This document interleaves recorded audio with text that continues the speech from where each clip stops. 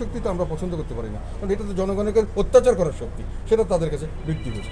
এখন তো আওয়ামী লীগের এখন আমি রাজনৈতিক এজেন্ডা আমার কাছে মনে হয় যে এটা রাজনৈতিক দল হিসেবে বৈশিষ্ট্য হারিয়েছে, কারণ এটা যে রাজনৈতিক এজেন্ডা আমরা দেখি না, এটা দল হিসেবে এখন কিছু পেশাজীবী কিছু সরকারি কর্মচারী মিলে একটা বড় একটা শক্ত একটা মানে দলের সংঘবদ্ধ দল হয়েছে, যারা সাধারণভাবে আওয়ামী লীগের যেটা ছিল আগে বৈশিষ্ট্য ছিল সেটা থেকে তারা হারিয়ে গেছে। আওয়ামী লীগের আগে বৈশিষ্ট্য ছিল তারা জনগণকে ধারণ করত, এখন জনগণের কাঁধে চেপে বসে গেছে।